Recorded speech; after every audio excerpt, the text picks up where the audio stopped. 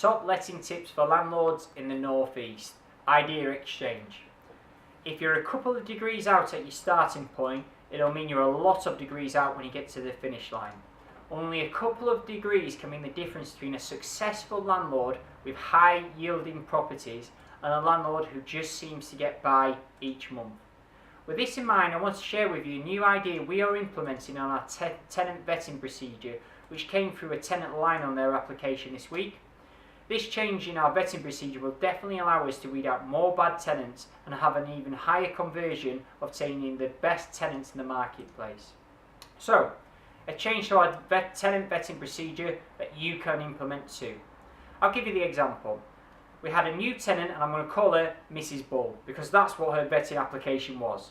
She applied for one of our properties. As normal, we did all the relevant checks, the credit checks, previous landlord checks, etc.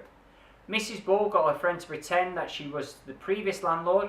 She gave a fake address so we could send out the landlord reference to her, and we even spoke to this lady on the phone while all the time she was pretending to be the previous landlord. The tenant passed all of our vetting and moved into the property. Yesterday we received a call from the real landlord explaining that we have just taken the tenant from hell. So, 1. We're now in the process of removing this tenant, and 2, the key one, how do we stop this happening in the future? This is what we're now going to do.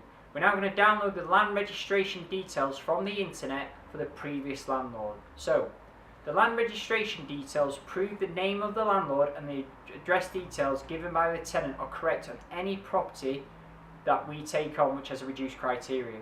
Well, this is not 100% foolproof. It does give another line of defence when a tenant wants to commit fraud. If you find tenants yourself, please make sure you download the land registration details of the previous landlord when referencing your new tenant.